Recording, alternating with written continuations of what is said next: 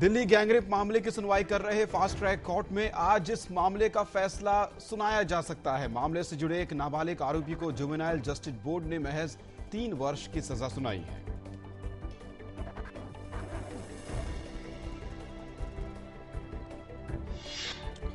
उत्तर प्रदेश के मुजफ्फरनगर में भड़की सांप्रदायिक हिंसा पड़ोसी जिले शामली तथा अन्य इलाकों में फैल गई है, जिससे मरने वालों की संख्या बढ़कर 31 तक पहुंच गई है। इलाके में कल तीसरे दिन भी कर्फ्यू जारी रहा और सेना ने फ्लैग मार्च किया।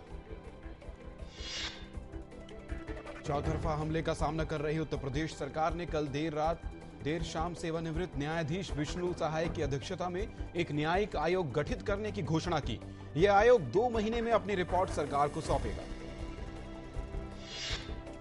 प्रधानमंत्री डॉक्टर मनमोहन सिंह ने मुजफ्फरनगर हिंसा को लेकर कल उत्तर प्रदेश के मुख्यमंत्री अखिलेश यादव से बातचीत कर राज्य सरकार द्वारा उठाए गए कदमों की जानकारी ली। उन्होंने राज्य सरकार को इस मामले में हर संभव मदद मुहैया कराने का आश्वासन दिया है।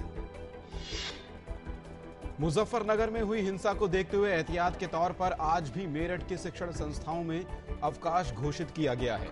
कल भी शिक्षण संस्थाओं को बंद रखा गया था।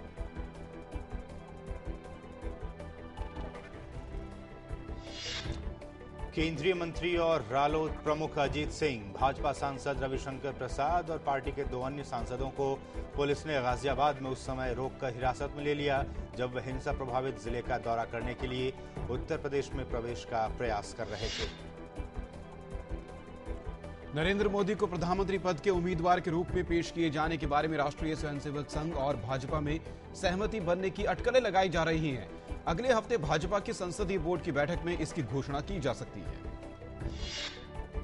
सूचना और प्रसारण मंत्री मनीष तिवारी ने भारत निर्माण पोर्टल का उद्घाटन नई दिल्ली में किया। इसके साथ ही उन्होंने आकाशवाणी की मुफ्त SMS सेवा की शुरुआत भी की, जिसके माध्यम से अब मोबाइल पर SMS के जरिए लोगों को मुफ्त खबरें मिलेंगी। राष्ट्रीय मानव अधिकार आयोग के अध्यक्ष जस्टिस KG बालाकृष्णन ने खाद्य सुरक्षा कानून की सराहना करते हुए कहा कि मानवाधिकारों की रक्षा की दिशा में ये एक अहम प्रयास है।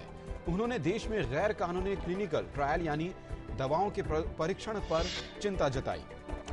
केंद्रीय गृह मंत्री सुशील कुमार शिंदे ने एक बार फिर अंडरवर्ल्ड डॉन और अंतर्राष्ट्रीय आतंकी दाऊद इब्राहिम को भारत लाने की बात कही है। इसके लिए अमेरिकी जांच एजेंसी FBI की मदद ली जाएगी।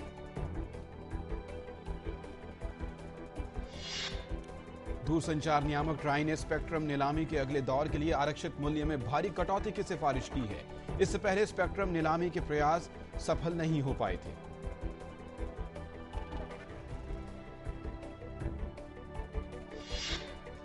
मणिपुर में 4 उग्रवादी संगठनों के 155 उग्रवादियों ने सस्पेंशन ऑफ ऑपरेशन अभियान के तहत हथियारों सहित आत्मसमर्पण कर दिया है।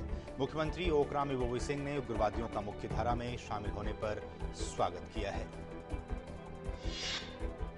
पाकिस्तान के सैनिकों ने नियंत्रण रेखा से लगे जम्मू के 2 अग्रिम इलाकों में संघर्ष विराम का एक बार फिर से उल्लंघन किया है। रक्षा विभाग के मुताबिक जम्मू जिले में नियंत्रण रेखा से लगे 2 इलाकों में भारत की अग्रिम चौकियों पर कल 5:20 पर पाकिस्तान की सेना की तरफ से लगातार गोलीबारी होती रही।